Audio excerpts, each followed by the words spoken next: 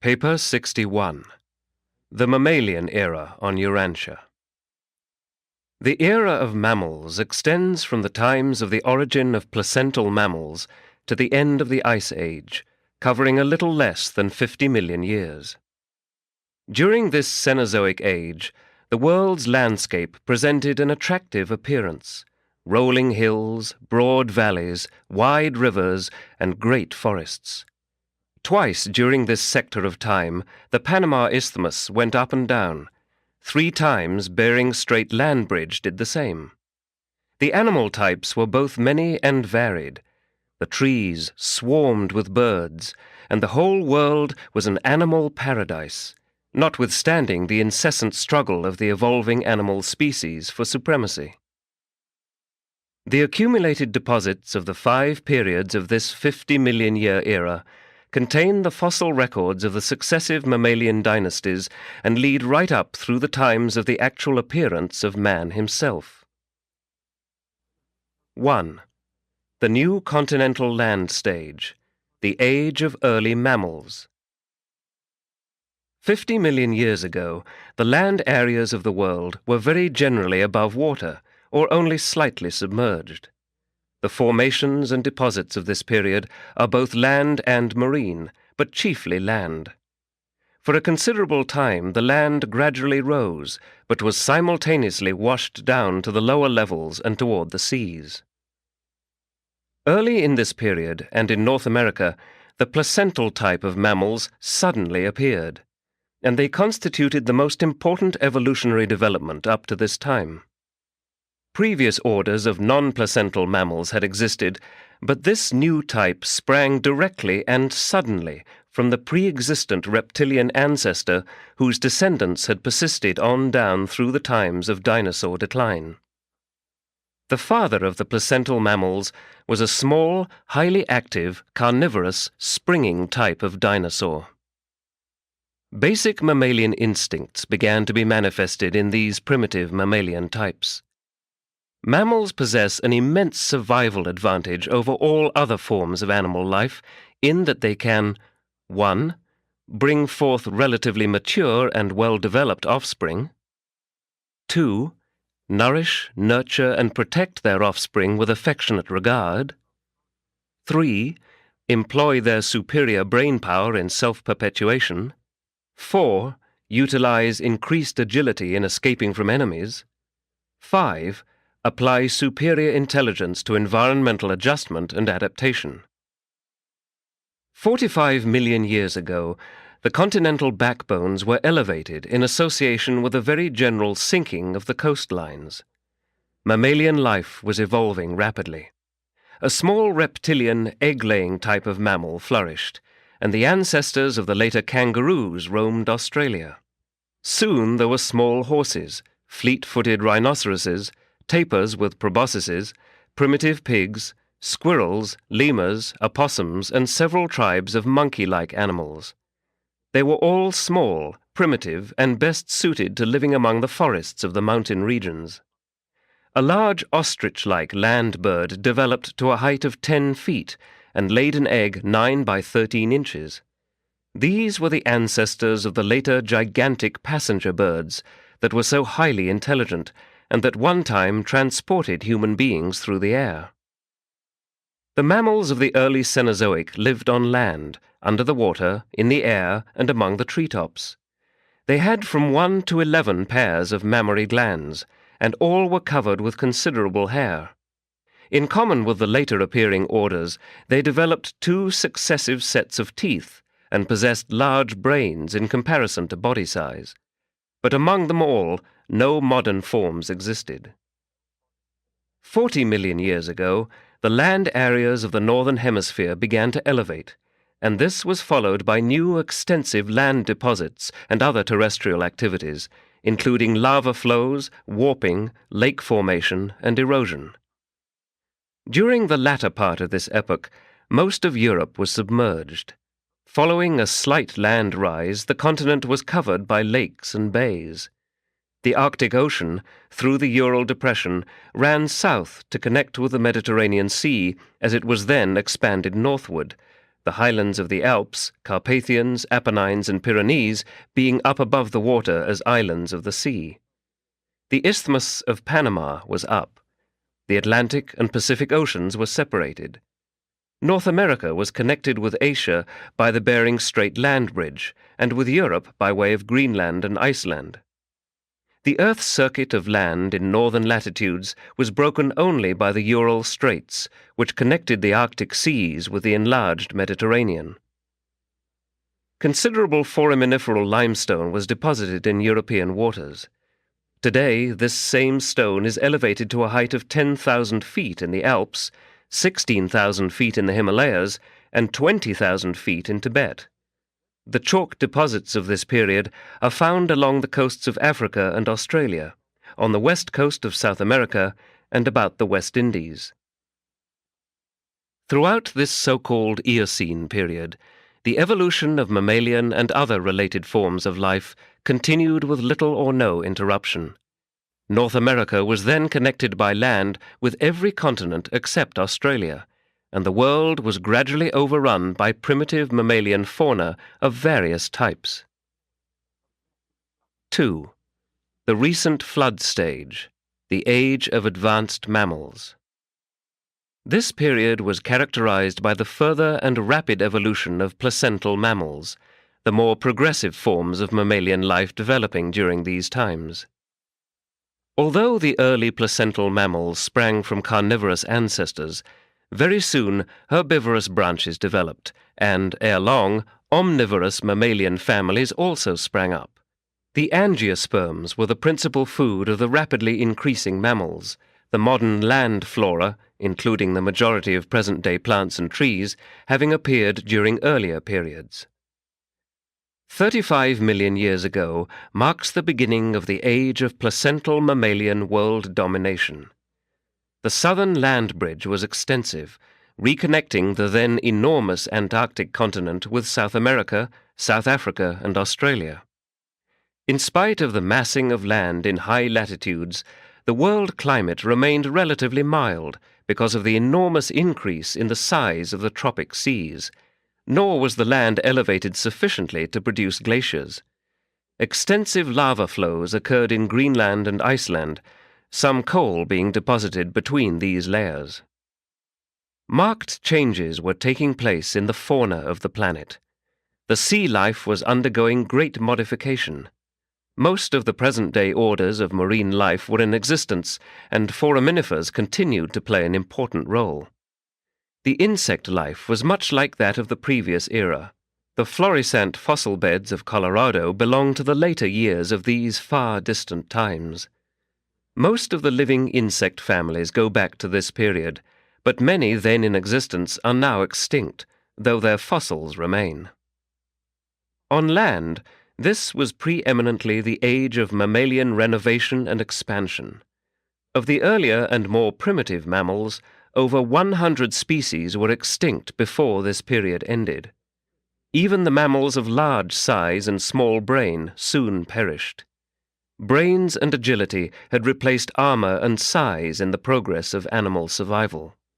And with the dinosaur family on the decline, the mammals slowly assumed domination of the earth, speedily and completely destroying the remainder of their reptilian ancestors. Along with the disappearance of the dinosaurs, other and great changes occurred in the various branches of the saurian family. The surviving members of the early reptilian families are turtles, snakes, and crocodiles, together with the venerable frog, the only remaining group representative of man's earlier ancestors. Various groups of mammals had their origin in a unique animal now extinct. This carnivorous creature was something of a cross between a cat and a seal. It could live on land or in water, and was highly intelligent and very active. In Europe, the ancestor of the canine family evolved, soon giving rise to many species of small dogs. About the same time, the gnawing rodents, including beavers, squirrels, gophers, mice, and rabbits, appeared, and soon became a notable form of life, very little change having since occurred in this family.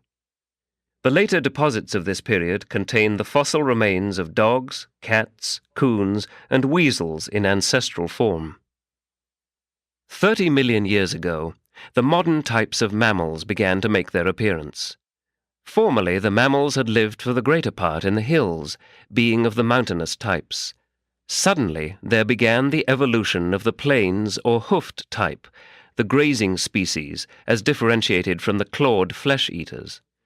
These grazers sprang from an undifferentiated ancestor having 5 toes and 44 teeth, which perished before the end of the age. Toe evolution did not progress beyond the 3-toed stage throughout this period. The horse, an outstanding example of evolution, lived during these times in both North America and Europe, though his development was not fully completed until the later Ice Age. While the rhinoceros family appeared at the close of this period, it underwent its greatest expansion subsequently. A small hog-like creature also developed, which became the ancestor of the many species of swine, peccaries, and hippopotamuses. Camels and llamas had their origin in North America about the middle of this period and overran the western plains. Later, the llamas migrated to South America, the camels to Europe, and soon both were extinct in North America, though a few camels survived up to the Ice Age. About this time, a notable thing occurred in western North America. The early ancestors of the ancient lemurs first made their appearance. While this family cannot be regarded as true lemurs, their coming marked the establishment of the line from which the true lemurs subsequently sprang. Like the land serpents of a previous age, which betook themselves to the seas, now a whole tribe of placental mammals deserted the land and took up their residence in the oceans. And they have ever since remained in the sea, yielding the modern whales, dolphins, porpoises, seals, and sea lions. The bird life of the planet continued to develop, but with few important evolutionary changes. The majority of modern birds were existent, including gulls, herons, flamingos, buzzards, falcons, eagles, owls, quails, and ostriches. By the close of this Oligocene period, covering 10 million years, the plant life, together with the marine life and the land animals, had very largely evolved and was present on Earth much as today. Considerable specialization has subsequently appeared, but the ancestral forms of most living things were then alive. 3. The modern mountain stage, age of the elephant and the horse. Land elevation and sea segregation were slowly changing the world's weather, gradually cooling it, but the climate was still mild. Sequoias and magnolias grew in Greenland, but the subtropical plants were beginning to migrate southward. By the end of this period, these warm climate plants and trees had largely disappeared from the northern latitudes, their places being taken by more hardy plants and the deciduous trees. There was a great increase in the varieties of grasses, and the teeth of many mammalian species gradually altered to conform to the present-day grazing type. 25 million years ago, there was a slight land submergence following the long epoch of land elevation. The Rocky Mountain region remained highly elevated, so that the deposition of erosion material continued throughout the lowlands to the east. The Sierras were well re-elevated. In fact, they have been rising ever since. The Great 4-Mile Vertical Fault in the California region dates from this time. 20 million years ago was indeed the golden age of mammals. Bering Strait land bridge was up, and many groups of animals migrated to North America from Asia, including the 4-tusked mastodons, short-legged rhinoceroses, and many varieties of the cat family. The first deer appeared, and North America was soon overrun by ruminants, deer, oxen, camels, bison, and several species of rhinoceroses, but the giant pigs, more than 6 feet tall, became extinct. The huge elephants of this and subsequent periods possessed large brains as well as large bodies, and they soon overran the entire world except Australia. For once, the world was dominated by a huge animal with a brain sufficiently large to enable it to carry on. Confronted by the highly intelligent life of these ages, no animal the size of an elephant could have survived unless it had possessed a brain of large size and superior quality. In intelligence and adaptation, the elephant is approached only by the horse and is surpassed only by man himself. Even so, of the 50 species of elephants in existence at the opening of this period, only 2 have survived. 15 million years ago, the mountain regions of Eurasia were rising, and there was some volcanic activity throughout these regions, but nothing comparable to the lava flows of the Western Hemisphere. These unsettled conditions prevailed all over the world. The Strait of Gibraltar closed, and Spain was connected with Africa by the old land bridge, but the Mediterranean flowed into the Atlantic through a narrow channel which extended across France, the mountain peaks and highlands appearing as islands above this ancient sea. Later on, these European seas began to withdraw.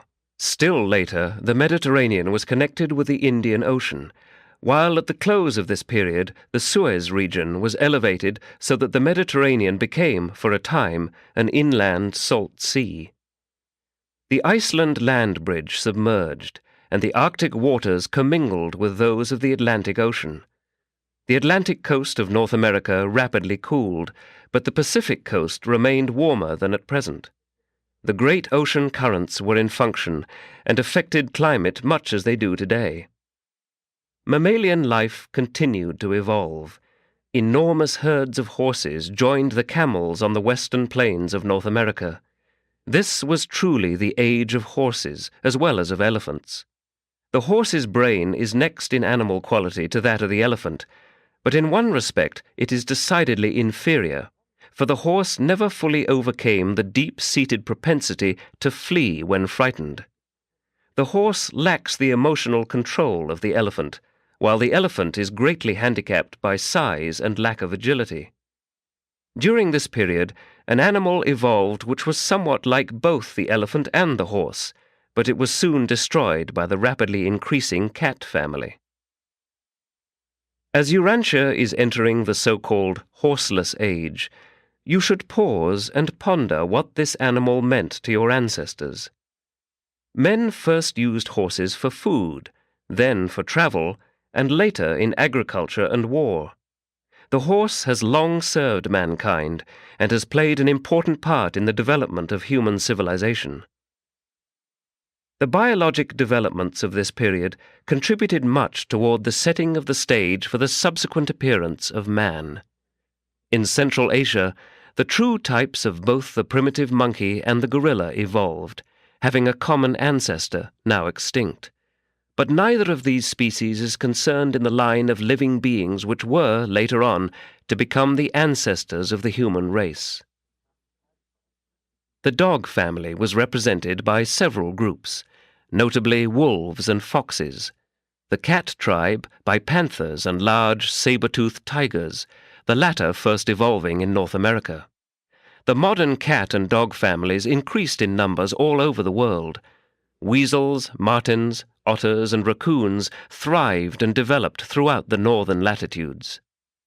Birds continued to evolve, though few marked changes occurred. Reptiles were similar to modern types: snakes, crocodiles, and turtles. Thus drew to a close a very eventful and interesting period of the world's history. This age of the elephant and the horse is known as the Miocene. 4. The recent continental elevation stage, the last great mammalian migration. This is the period of pre-glacial land elevation in North America, Europe, and Asia. The land was greatly altered in topography. Mountain ranges were born, streams changed their courses, and isolated volcanoes broke out all over the world. 10 million years ago began an age of widespread local land deposits on the lowlands of the continents, but most of these sedimentations were later removed. Much of Europe at this time was still underwater, including parts of England, Belgium, and France, and the Mediterranean Sea covered much of northern Africa. In North America, extensive depositions were made at the mountain bases, in lakes, and in the great land basins. These deposits average only about 200 feet, are more or less colored, and fossils are rare. Two great freshwater lakes existed in western North America. The Sierras were elevating. Shasta, Hood, and Rainier were beginning their mountain careers. But it was not until the subsequent Ice Age that North America began its creep toward the Atlantic Depression. For a short time, all the land of the world was again joined, excepting Australia, and the last great worldwide animal migration took place. North America was connected with both South America and Asia, and there was a free exchange of animal life. Asiatic sloths, armadillos, antelopes, and bears entered North America, while North American camels went to China. Rhinoceroses migrated over the whole world except Australia and South America, but they were extinct in the Western Hemisphere by the close of this period. In general, the life of the preceding period continued to evolve and spread. The cat family dominated the animal life, and marine life was almost at a standstill. Many of the horses were still three-toed, but the modern types were arriving. Llamas and giraffe-like camels mingled with the horses on the grazing plains. The giraffe appeared in Africa, having just as long a neck then as now. In South America, sloths, armadillos, anteaters, and the South American type of primitive monkeys evolved. Before the continents were finally isolated, those massive animals, the mastodons, migrated everywhere except to Australia. 5 million years ago, the horse evolved as it now is, and from North America migrated to all the world. But the horse had become extinct on the continent of its origin long before the red man arrived. The climate was gradually getting cooler. The land plants were slowly moving southward. At first, it was the increasing cold in the north that stopped animal migrations over the northern isthmuses. Subsequently, these North American land bridges went down. Soon afterwards, the land connection between Africa and South America finally submerged, and the Western Hemisphere was isolated much as it is today. From this time forward, distinct types of life began to develop in the Eastern and Western Hemispheres. And thus does this period of almost 10 million years' duration draw to a close, and not yet has the ancestor of man appeared. This is the time usually designated as the Pliocene. 5. The Early Ice Age. By the close of the preceding period, the lands of the northeastern part of North America and of northern Europe were highly elevated on an extensive scale.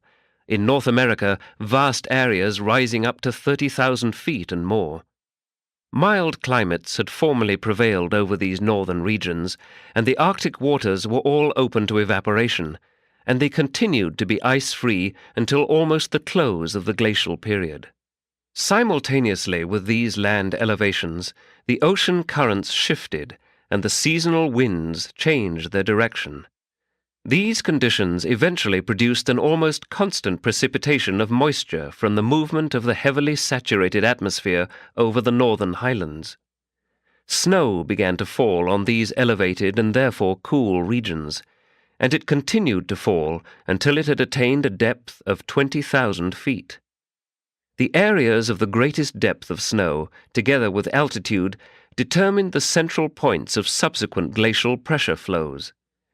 And the Ice Age persisted just as long as this excessive precipitation continued to cover these northern highlands with this enormous mantle of snow, which soon metamorphosed into solid but creeping ice. The great ice sheets of this period were all located on elevated highlands, not in mountainous regions where they are found today. 1/2 of the glacial ice was in North America, 1/4 in Eurasia, and 1/4 elsewhere, chiefly in Antarctica. Africa was little affected by the ice, but Australia was almost covered with the Antarctic ice blanket. The northern regions of this world have experienced 6 separate and distinct ice invasions, although there were scores of advances and recessions associated with the activity of each individual ice sheet. The ice in North America collected in 2 and later 3 centers. Greenland was covered, and Iceland was completely buried beneath the ice floe. In Europe, the ice at various times covered the British Isles, excepting the coast of southern England, and it overspread Western Europe down to France. 2 million years ago, the first North American glacier started its southern advance. The Ice Age was now in the making, and this glacier consumed nearly 1 million years in its advance from and retreat back toward the northern pressure centers. The central ice sheet extended south as far as Kansas. The eastern and western ice centers were not then so extensive. 1,500,000 years ago, the first great glacier was retreating northward. In the meantime, enormous quantities of snow had been falling on Greenland and on the northeastern part of North America, and ere long this eastern ice mass began to flow southward. This was the second invasion of the ice. These first 2 ice invasions were not extensive in Eurasia.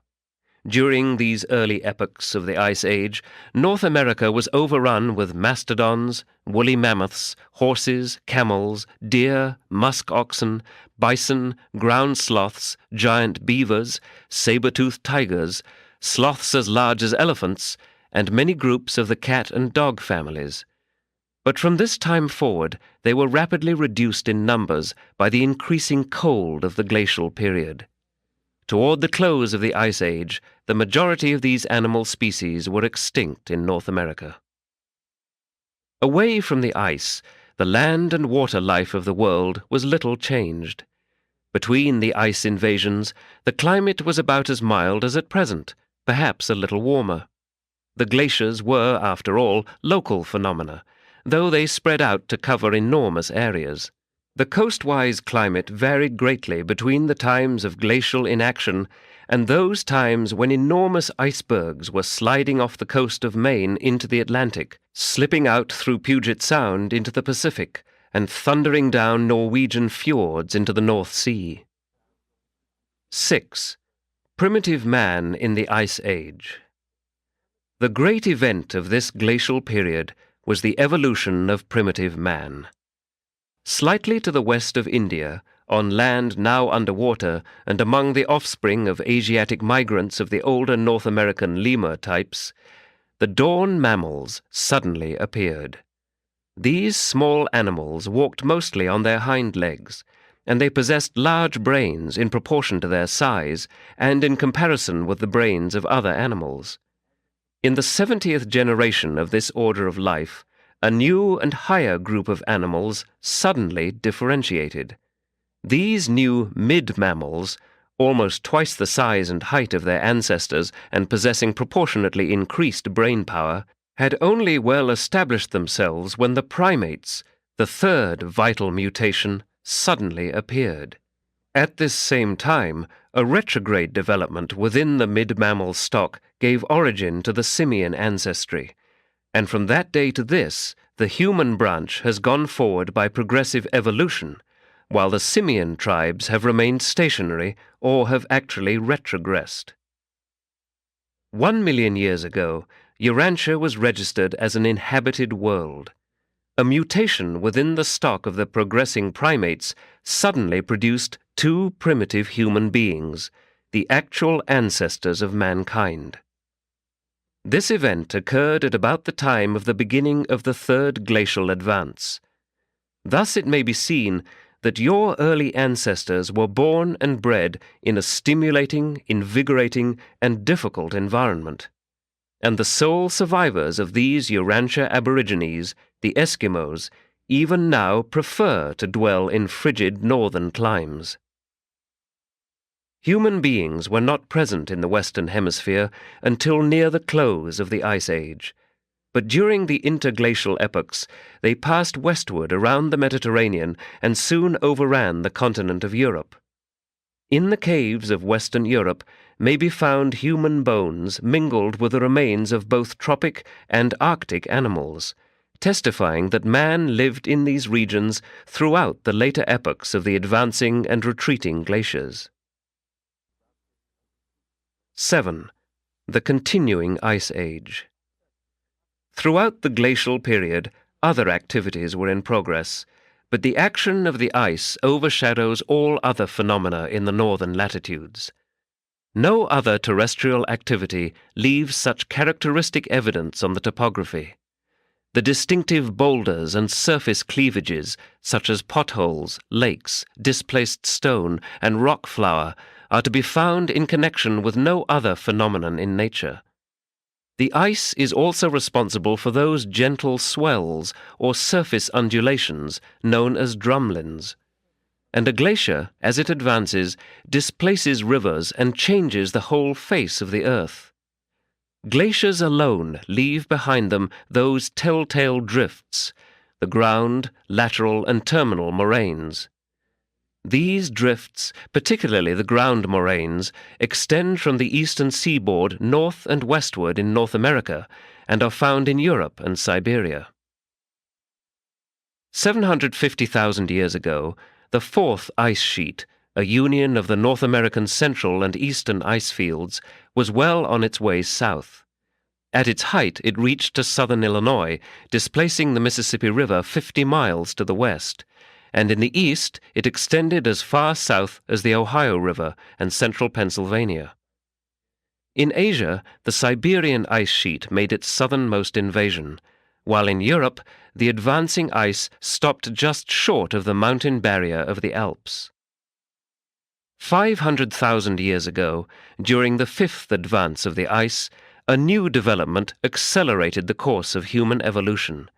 Suddenly, and in one generation, the 6 colored races mutated from the aboriginal human stock. This is a doubly important date, since it also marks the arrival of the planetary prince.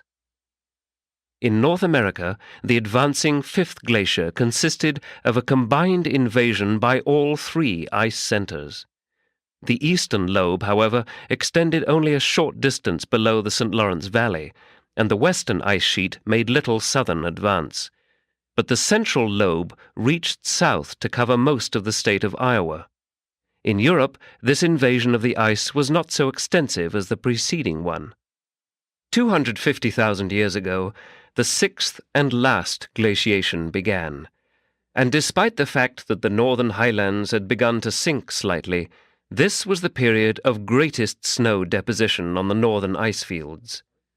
In this invasion, the 3 great ice sheets coalesced into one vast ice mass, and all of the western mountains participated in this glacial activity.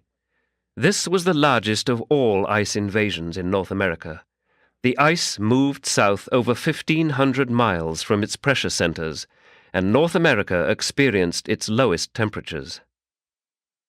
200,000 years ago, during the advance of the last glacier, there occurred an episode which had much to do with the march of events on Urantia, the Lucifer Rebellion.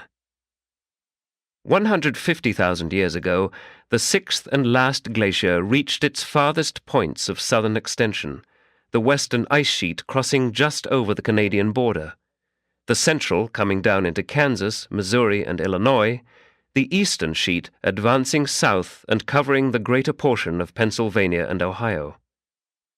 This is the glacier that sent forth the many tongues or ice lobes which carved out the present-day lakes, great and small. During its retreat, the North American system of Great Lakes was produced, and Urantia geologists have very accurately deduced the various stages of this development and have correctly surmised that these bodies of water did, at different times, empty first into the Mississippi Valley, then eastward into the Hudson Valley, and finally, by a northern route, into the St. Lawrence. It is 37,000 years since the connected Great Lakes system began to empty out over the present Niagara route. 100,000 years ago, during the retreat of the last glacier, the vast polar ice sheets began to form, and the center of ice accumulation moved considerably northward. And as long as the polar regions continue to be covered with ice, it is hardly possible for another glacial age to occur, regardless of future land elevations or modification of ocean currents. This last glacier was 100,000 years advancing, and it required a like span of time to complete its northern retreat. The temperate regions have been free from the ice for a little over 50,000 years. The rigorous glacial period destroyed many species and radically changed numerous others. Many were sorely sifted by the to and fro migration which was made necessary by the advancing and retreating ice. Those animals which followed the glaciers back and forth over the land were the bear, bison, reindeer, musk ox, mammoth, and mastodon. The mammoth sought the open prairies, but the mastodon preferred the sheltered fringes of the forest regions. The mammoth, until a late date, ranged from Mexico to Canada. The Siberian variety became wool-covered. The mastodon persisted in North America until exterminated by the red man, much as the white man later killed off the bison. In North America, during the last glaciation, the horse, tapir, llama, and saber-toothed tiger became extinct. In their places, sloths, armadillos, and water hogs came up from South America.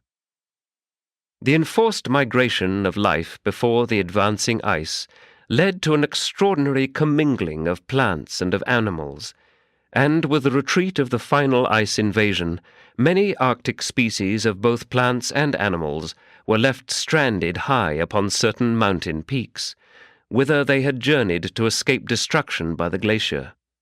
And so, today, these dislocated plants and animals may be found high up on the Alps of Europe and even on the Appalachian Mountains of North America. The Ice Age is the last completed geologic period, the so-called Pleistocene, over 2 million years in length. 35,000 years ago marks the termination of the Great Ice Age, excepting in the polar regions of the planet. This date is also significant in that it approximates the arrival of a material son and daughter and the beginning of the Adamic dispensation, roughly corresponding to the beginning of the Holocene or post-glacial period. This narrative, extending from the rise of mammalian life to the retreat of the ice and on down to historic times, covers a span of almost 50 million years. This is the last, the current, geologic period, and is known to your researchers as the Cenozoic or recent times era. Sponsored by a resident life carrier.